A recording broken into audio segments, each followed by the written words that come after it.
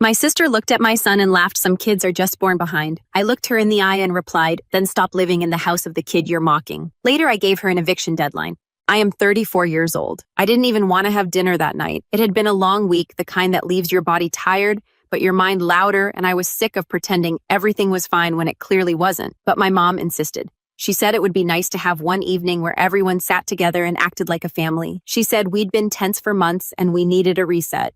She said, just one dinner, Betty, just one night where we don't fight. And because I still foolishly believed that keeping the peace meant something, I agreed. I set the table like it was a holiday. I cooked enough food for a small army because in my house, food has always been the thing that made hard conversations softer. I roasted chicken, made rice, warmed bread, sliced fruit, and set out plates like I wasn't feeding a room full of resentment. My daughter Isla helped me carry things back and forth from the kitchen, quiet in that watchful way she gets when she's reading the room. My son Jesse sat at the table scrolling on his phone, shoulders slightly hunched, his posture already defensive even before anyone said a word. Jesse is 12. He's sensitive, quiet, the kind of kid who tries hard, but doesn't always know how to show it. He's a little behind in school, not because he's lazy, but because his brain moves differently than the system wants it to. He needs patience, repetition, and someone who believes him when he says he's trying. He's sweet. He notices things. He worries about other people's feelings. And he is mine. That's why I was already on edge before anyone even sat down. Because my sister Erin had been living in my house for 3 months with her 2 kids, and every day since she moved in had felt like I was slowly being dared to snap. Erin doesn't say thank you.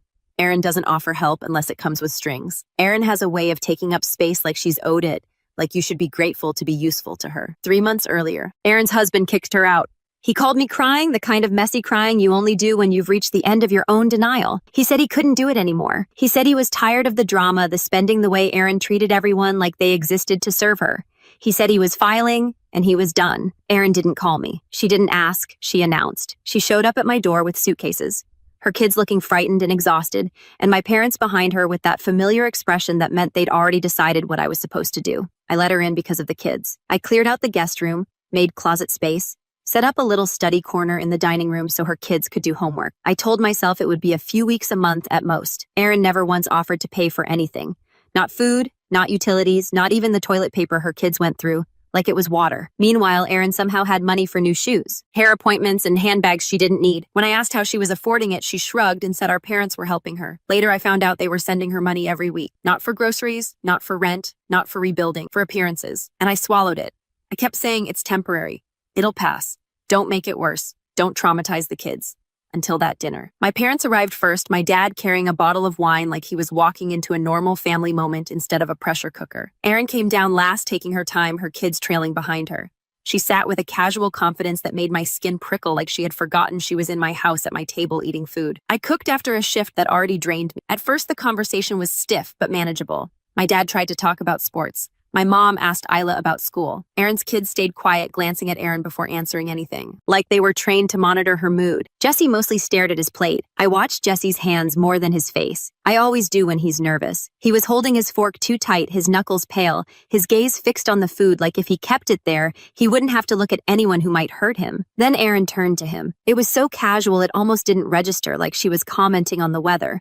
She looked at my son and said, "Some kids are just born behind." Then she laughed. Not a giggle, a real laugh, like she'd just delivered something clever and expected the room to reward her for it. Everything in me went cold. Jesse didn't say a word. He just quietly put his fork down. That sound shouldn't have mattered. Metal against ceramic, small, controlled, soft. But it hit me harder than Erin's laugh because it was my son making himself smaller in real time. It was him deciding that defending himself wasn't worth the risk. It was him retreating inside himself because he knew this table wasn't safe. My mom's eyes snapped to me, immediately panicked. My dad tried to change the subject too fast, talking louder about something that didn't matter. Erin kept smiling like she'd done nothing wrong. I felt my voice come out before I even thought it through. Behind, I repeated, letting the word hang there. Behind, like how you and your kids are still in my house and eating my groceries. Erin froze. Her eyes went wide like I'd slapped her in front of everyone. My mom whispered, "Please don't do this." But it was already happening. The moment had already cracked open. Erin tried to laugh it off first, the same way she always did when she crossed a line. She said I was overreacting. She said it was just a joke. She said I was too sensitive, and if Jesse couldn't handle a little humor, then maybe that was part of his problem. That's when I looked her dead in the eyes and felt something inside me settle. "If you're so funny," I said calm and sharp, "maybe go rent a comedy club instead of living in my guest room." Silence dropped onto the table. Erin's kids stopped chewing. Isla stared down at her plate. Jesse didn't move, but I could see his shoulders tense like he was bracing for yelling. My mom stood halfway up from her chair, then sat back down like she didn't know what to do with her hands. My dad muttered something about timing, about how we didn't need to do this right now. Erin's face hardened. And then she said the one thing that always made me want to throw something. Well, if it's such a burden, she snapped. Maybe you shouldn't have offered in the first place. I set my fork down slowly.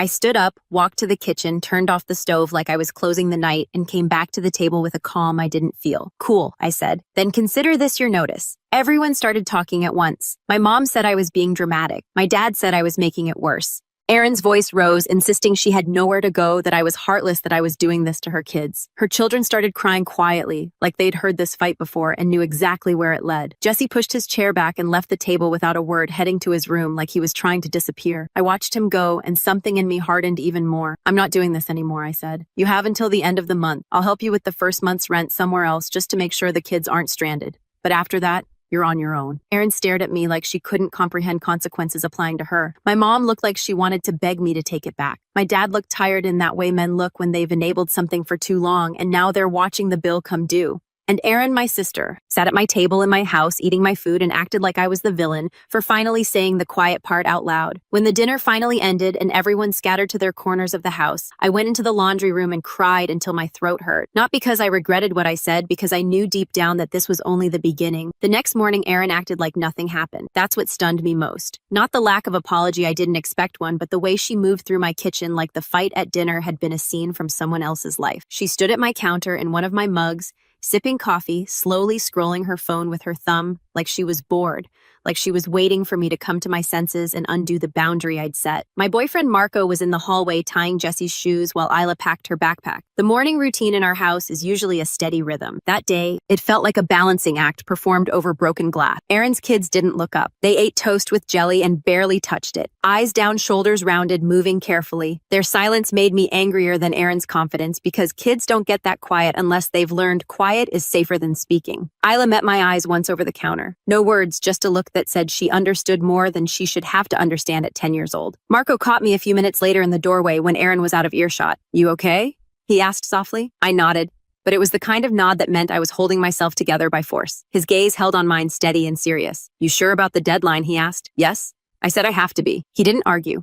He didn't lecture. He just kissed my forehead quickly and said, then we're doing it. That should have been the end of it, a countdown to the end of the month. Uncomfortable, but manageable. Instead, the house shifted. It started small, almost deniable. Erin slammed doors harder than she needed to. She left plates in the sink and didn't rinse them like she wanted me to see the mess and choose whether to clean it or live with it. She forgot to wipe down the counter after her kids made crumbs, then walked past it like she was blind. By the second day, it felt intentional, not messy, strategic. Erin wanted me to explode. She wanted a moment she could point to later and say, see, this is why she's impossible. This is why we had to leave. This is why I'm the victim. I kept my voice calm. I asked her to pick up after herself. I reminded her about the end-of-month deadline. I told her again that I would help with the first month's rent just to give the kids a soft landing, and then she was on her own. She smirked when I said it like she didn't believe me. That night, my mom called. I didn't even need to answer to know what it would be. Her voice has a particular sound when she's gearing up to smooth things over, like she's already decided you're wrong and she's about to help you see it kindly. She didn't mean it, my mom said as soon as I said hello. Erin is under so much stress. She's embarrassed. She's scared. She mocked my son, I replied. My mom sighed. Betty Jessie is struggling in school. Maybe you're projecting. Maybe you're sensitive because you're worried. I almost laughed, but it came out bitter. I'm worried because people like Erin say things like that and then laugh. She's your sister, my mom said, like, that should erase everything. She has 2 children. You can't just throw them out. I didn't throw the kids out, I said, keeping my voice even. I told Erin she has until the end of the month. I offered to help with rent. That's more than generous. My mom lowered her voice as if she were sharing a secret. Your dad and I are helping her. I know, I said, and she's not using it to feed her kids or save for a place. She's buying things. That's not fair, my mom snapped. You don't know what she needs. I felt something cold settle in my chest. I know what my grocery bill looks like. I know what my utility bill looks like. I know what it costs to have 6 people in this house when only 2 of us are working and paying. My mom went quiet, then tried again with emotion. Please don't make this worse, she whispered. You don't want to be the reason the family falls apart. That phrase landed like an old chain around my ankle. The reason, the one who causes the crack, the one who should have stayed quiet. I ended the call politely, but my hands were shaking when I set the phone down. 2 days later, Erin missed school pickup. It wasn't a traffic issue. It wasn't a misunderstanding. It was a choice. Jessie and Isla both came home on the bus confused and quiet. and Aaron's kids were dropped off by a neighbor who looked uncomfortable even standing on my porch. Aaron walked in 40 minutes later like nothing happened, carrying a shopping bag and a soda. "You forgot your kids," I said. She blinked slowly. "Oh, sorry. I didn't realize I was your unpaid nanny now." Marco was in the doorway watching. He didn't say a word, but his jaw tightened so hard I could see the muscle jump. I felt my anger rise hot, but I swallowed it. Aaron wanted heat. Aaron wanted noise. Aaron wanted me to become the story she'd already been writing. That night, I caught her in the living room with my dad on speakerphone. She was pacing, voice loud and dramatic, talking about how unsafe she felt here, how I was unstable, how Jessie was disrespectful, how I was weaponizing the house against her. Her kids sat on the floor watching cartoons while their mother built a narrative over their heads like it was bedtime entertainment. When she saw me, she didn't stop. She looked straight at me and kept talking. That's when I understood. The dinner wasn't the real turning point. The real turning point was that Erin had decided she was going to punish me for finally saying no, and she wasn't going to do it quietly. I didn't mean to come home early that day. My schedule almost never allowed it. I'd swapped shifts with a coworker who needed the morning off, and for once the universe handed me a small gift. I pulled into the driveway thinking I'd surprise Isla, maybe take her out for ice cream before dinner. She'd been holding herself together through weeks of tension like a little soldier, and I wanted to give her something that felt normal. I came in through this garage quietly, my keys already in my pocket, my purse still on my shoulder. The house sounded wrong. Not loud, not chaotic, just off. At first I thought maybe Erin was on the phone again, building another case against me out loud. Then I heard it clearly, voices upstairs. Erin's voice, unmistakable. And then laughter. Not casual laughter, not the polite chuckle you give when you're passing someone in a hallway. This laughter was warm, familiar, shared. My chest tightened. I stood still at the bottom of the stairs, one hand on the railing, my breath shallow enough that I could hear my heart pounding in my ears. I didn't want to know. I knew that. There's a moment before certain truths where your body begs you to turn around to preserve the version of your life that still exists if you don't confirm anything. But my feet moved anyway. I climbed the stairs slowly, each step feeling too loud even though the house was quiet. The hallway stretched longer than usual. The guest room door cracked open at the end like it was inviting me to see something I couldn't unsee. I didn't need to see much. Erin was standing too close to Marco. His back was to the door, her hand resting on his arm in a way that wasn't accidental. He wasn't pulling away. His shoulders were relaxed. Comfortable like this wasn't the first time. My vision blurred instantly. I stepped back before they could notice me. I didn't scream. I didn't confront them there. I don't even remember how I made it back downstairs. My legs were shaking so badly I had to grip the banister to keep from collapsing. I stood in the kitchen and waited. 5 minutes passed, maybe 10. Time did strange things in that space. My hands felt numb. My thoughts raced and stalled at the same time. Every memory of the past few weeks rearranged itself with a clarity that felt cruel. The door slamming, the missed pickup, the smirks, the way Erin looked at Marco when she thought I wasn't watching. Then she came down alone. She didn't see me at first. She was fixing her hair in her phone camera, smoothing it down, adjusting her top like she was getting ready to leave the house. When she finally noticed me standing there, her eyes flicked up and for a split second something crossed her face. Calculation. I asked her one question, how long has it been going on? She froze, then tilted her head like she was deciding which performance to give me. Confusion, innocence, or honesty twisted just enough to hurt. Then I saw it. That smug half smile, the one that says, I have something you don't. That was it. I don't remember deciding to move. My body did it before my mind could catch up. I grabbed her hair and dragged her toward the front door. She screamed, called me crazy, said I'd lost my mind, that I was proving everything she'd been telling everyone about me. I didn't care. I opened the door and shoved her out onto the porch. She stumbled, barely catching herself, her words turning into shrill accusations as she scrambled to stand. I turned back inside without another word. Marco was standing at the bottom of the stairs. He looked stunned. Not angry, not defensive, just shocked, like he hadn't believed consequences applied to him either. I walked up to him and punched him in the face, hard enough that I felt one of his teeth give under my knuckle. He didn't swing back. He didn't even raise his hands. He just stood there bleeding, staring at me like he couldn't understand how the world had flipped so fast. I pointed to the door.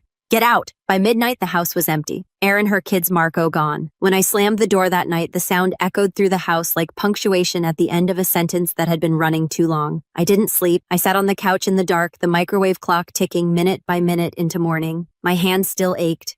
My chest still felt tight, but beneath it all there was no regret, just shock. The next morning, Isla didn't ask a single question. She came into my room around 7, crawled into bed beside me, and laid there with her head on my shoulder like she used to when she was little. Her breathing was slow and steady, like she was anchoring herself to something solid. I almost told her everything. I almost said, "Your dad isn't coming back," but the words felt too heavy, too adult. She was 10. How do you explain that her aunt, who painted nails with her and watched cartoons on Saturday mornings, had been sleeping with her dad while I worked late shifts to keep the house running? So I told her the truth in the smallest way I could. We're going to be okay, I said. It's just going to be us for a while. She nodded. I think she already knew. Later that afternoon, Jesse came home and asked if Marco had gone on a trip. I told him yes, a short one. He didn't push, but he kept glancing toward the guest room door like he was listening for something that wasn't there anymore. Aaron's kids hadn't said goodbye to him. No one had. That silence carved something small and sharp into his chest, even if he didn't show it. The house stayed quiet all week, too quiet. I used to dream about silence. With 6 people under one roof, it felt like a luxury, but when it finally arrived, it didn't feel like peace. It felt like something had been scooped out of the walls. My mom called 3 days later. She'd already spoken to Aaron. I could hear it in the way she avoided details, the way she asked questions without really asking. I told her the truth. Not every detail, but enough. She went quiet for a long time, then said something I wasn't expecting. Betty, you didn't have to kick the kids out too. I didn't, I said. I kicked Aaron out. She chose to take them. She asked if I'd spoken to Marco since. I hadn't. I didn't want to. The day after that, I took half a day off work and went to my first therapy session. Sitting in front of a stranger and explaining why my life had imploded without sounding unhinged was harder than I expected. But the therapist listened without interrupting. When I told her about Jesse quietly setting his fork down at dinner, about Aaron's laugh, about the note I found later on my pillow that said, "You always play the victim," she didn't flinch. She said anger was normal. That betrayal cuts deeper when it comes from people you've protected. That night, I started boxing up what Aaron left behind. Her shampoo in the guest bathroom, her kids' school supplies still scattered on the dining table. A single sock in the laundry room that didn't belong to anyone in my family. I couldn't throw it away. I couldn't look at it. So I put everything into one big plastic bin and slid it into the garage. On Sunday, something strange happened. I was walking upstairs when I noticed the guest room door was open. I hadn't touched it. No one else was home. I stepped inside slowly. The bed was made, and folded neatly on the pillow was one of Aaron's cardigans, the beige designer one she never let her daughter wear. Under it sat a scrap of paper with 2 words written in her handwriting, "You'll regret." I locked every door in the house that night, and I slept with a baseball bat beside my bed. I didn't know yet, but the war had just shifted from loud to quiet. I never told anyone about the cardigan. Not my mom, not my therapist, not even Marlene, who had been texting me hourly since the night everything blew up, offering to come over with wine and matches. I folded the sweater like it was radioactive, slid it into a trash bag, and drove 25 minutes across town to drop it into a donation bin behind a gas station that looked like it hadn't been updated since the 90s. I didn't want Aaron's fingerprints anywhere near my life. I didn't want a single thread that could lead back to my house. I told myself that was the end of it. For a few days, the house stayed quiet. No surprise visits, no texts, no dramatic posts online. I let myself believe that Aaron had wanted one last scare, one final reminder that she could still reach me, and now she was gone. Then the school called. The assistant principal sounded cautious, the way people do when they don't want to panic you, but also don't want to minimize something that matters. She said there had been a minor incident during recess. Nothing physical, just word. Another girl had said something unkind to Isla, and Isla had gotten upset. They thought I should know. I picked Isla up early. In the car, I asked what happened, keeping my voice light, like I was asking about a bad grade instead of a landmine. She stared out the window for a long moment before answering. Maya said my aunt told people you're crazy. She said quietly, and that Dad didn't leave. You made him. My hands tightened on the steering wheel so hard my knuckles went white. I asked if she believed that. She shook her head immediately. No, but she said it like she wanted me to. That was when I understood what Aaron was doing. She wasn't trying to hurt me directly anymore. She was trying to poison the ground around my children. She was planting doubt in places I couldn't easily reach, and then watching to see what grew. That night after the kids were asleep, I went into the garage and pulled the plastic storage bin out from the corner. I hadn't touched it since the night I dumped Aaron's things in there. Old notebooks, her kids' school folders, a tangled mess of chargers and socks and half-used makeup. I wasn't looking for anything specific. I just needed to know if she'd left more behind. That's when I found the envelope. It was tucked inside a pink folder that used to belong to her daughter, hidden between worksheets and coloring pages, like it was part of something innocent. My name was written across the front in thick black marker pressed hard enough that the indentations showed through the paper. Inside were printed pages. At first I thought they were just receipts. Then I looked closer. They were screenshot, my bank statement. Cropped text conversations between Marco and me cut and angled to look suspicious. A Venmo transfer I'd sent to a coworker months earlier when I covered lunch, circled in red like evidence of something illicit. An old message I'd sent to a friend late one night venting about how exhausted I was and how sometimes I wanted to run away from everything, highlighted and annotated. Each page had notes in Aaron's handwriting. Arrows underlines phrases like pattern of instability and financial recklessness. She had been building a case. I sat on the cold garage floor with the folder spread out around me, my chest tight, my thoughts racing. This wasn't impulse. This wasn't desperation. This was preparation. She had been collecting pieces of my life, rearranging them into a story where I was the villain long before the affair ever came to light. I thought back to the time she'd asked strange questions. If I had a life insurance policy, if I'd ever considered refinancing, if she could grab my mail while I was out of town, if I'd share my phone password just in case. I thought she was nosy. She was gathering leverage. My phone buzzed. An unknown number. You won't answer him. That's not fair. No name, no signature. Another message came 20 seconds later. You can't pretend this never happened. There are consequences to everything, Betty. I didn't reply. I took screenshots, blocked the number, and only then noticed the timestamps. The first message had been sent 10 minutes before I opened the envelope. She knew I'd find it. The next morning, I woke up before sunrise. My head pounding, my nerves stretched thin. I called in sick to work without explanation, packed the kids' lunches like it was any other day, kissed them goodbye, and then got in my car and drove straight to my parents' house. Not to cry, not to yell, to get the truth. My mom answered the door in her robe toast in hand, blinking like she'd expected me. I walked past her without a word. My dad sat at the kitchen table, coffee steaming, the morning news murmuring in the background like nothing in the world was wrong. Did you know? I asked flatly. Neither of them asked what I meant. My mom spoke first.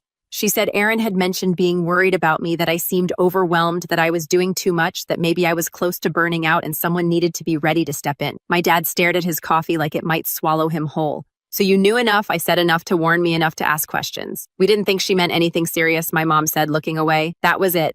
They didn't know everything, but they knew enough to see this coming and chose silence instead. I left without another word. On the drive home, Marlene sent me a video about narcissistic siblings who hide behind victimhood. I pulled over and called her. For the first time, I told the whole story without softening it. The freeloading, the cruelty to Jesse, the affair, the folder, the messages. She didn't hesitate. Stop protecting them, she said. They've been writing your story for years. It's time you tell it. That night, after the kids were asleep, I sat at my kitchen table and typed. I didn't dramatize, I didn't editorialize. I wrote facts, dates, actions, patterns. I attached photos of the folder, the screenshots, Aaron's notes. I sent it to the extended family group chat. Every aunt, uncle, cousin, and family friend Aaron had ever convinced that she was the struggling, misunderstood one. Then I turned off notifications and made dinner. It took less than 10 minutes. My cousin Nikki messaged me privately. She said Aaron had sent her strange text last year about me being unstable and controlling. She thought it was venting at the time. Then my uncle chimed in. He'd given Aaron money twice that year for groceries and later saw photos of her at a spa weekend. Then my dad tried to defend her. He said Aaron was under stress, that she didn't mean harm. That defense lasted 5 minutes. Someone dropped a photo from a barbecue months earlier. Aaron and Marco sitting too close, her hand on his leg. His smile too comfortable, a photo I had never seen. I didn't say another word. By midnight, the truth had done what yelling never could. When the house finally went quiet, Jesse came downstairs with his tablet. He asked if Marco was coming back. I told him no. I didn't lie. I didn't sugarcoat. He nodded slowly and said, I still love him, but I don't think I can ever trust him again. 12 years old, and he already understood more than most adults. After he went back upstairs, I took the trash out and stood in the cool night air for a long moment. The house didn't feel heavy anymore, but Aaron was silent. And Aaron is never silent for long. It took 6 days. 6 full days of nothing from Aaron. No texts, no calls, no dramatic posts pretending she was healing or letting go of toxic people. No surprise appearances in places she shouldn't have been, just silence. And that silence was what unsettled me most. Aaron had never been quiet in her life. She reacted fast, loudly, and with an audience. If she was silent now, it meant she was planning. On the 7th day, the email came. It was from Marco's account, just one sentence. Please don't tell Isla the full story. Let me still be her dad. I stared at the screen until my eyes burned, not because I didn't already know I was going to say no, but because of the entitlement packed into that single sentence. After betraying me in my own house, after helping Aaron dismantle my family from the inside, he still thought he had a vote. I didn't reply. I forwarded the email to Marlene, who responded within seconds. Bold of him to assume he has any authority left. That weekend, I booked another therapy session and said the thing I'd been circling for days. I think I need to tell Isla the truth. Not everything, but enough. My therapist didn't rush to stop me. She asked why. And I said, because the longer I protect them from reality, the more alone my kids are in it. She nodded slowly and said something that landed hard. Children sense lies even when they don't know the facts. Not telling them the truth doesn't protect them. It teaches them not to trust their instincts. That night, Jesse came home from school with a folded piece of paper in his backpack. At first, I thought it was homework. Then I saw the handwriting, errands. The note was short, rushed, and manipulative in that soft, poisonous way she perfected. Tell your mom I'm sorry things ended this way. I never wanted to hurt her, but she was always the favorite. That's not your fault. I hope someday she forgives me. I sat down hard on the couch. It wasn't the apology that scared me. It was how she delivered it, through my child, through his school, through a channel she had no right to access. I still don't know how she managed it. A classmate's parent, a shared pickup, someone who didn't know the context and thought they were helping pass along a harmless message. I texted the school immediately and made it clear that Aaron was not to be allowed near either of my children for any reason. I didn't explain everything, but I didn't minimize it either. The tone shifted instantly. They took it seriously. That night, I sat both kids down.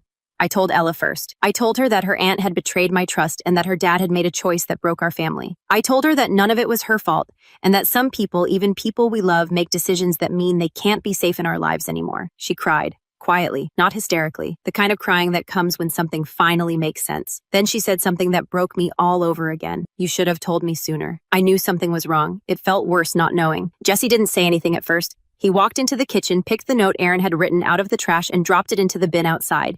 He came back in, sat on the floor, and said, I still love Dad, but I don't think I can trust him anymore. 12 years old, and somehow steadier than the adults who caused all of this. After they went to bed, I sent one final message to the extended family. I told them I had spoken to the kids, that we were healing, that I wouldn't be answering any more questions or defending my choices. I thanked those who believed me and said I didn't need advice. Most replied with hearts. A few said they were proud of me. The next morning, I filed for divorce. The house has been quiet since then. Not the hollow quiet from shock, but the kind that settles after a fire when the smoke clears and you can finally see what's left standing. Isla and I go on walks after dinner now. Jesse is back in therapy and doesn't flinch every time his phone buzzes. I took a painting class just to see if I could sit in a room full of strangers without feeling watched. I could. Some days I still wake up angry. Some days I grieve years I can't get back. But I'm not haunted anymore. Aaron and Marco vanished after the group chat exploded. I'm sure they're still telling some version of the story where they're misunderstood victims. It doesn't matter. The only truth that matters lies under my roof. This time no one gets in without earning it.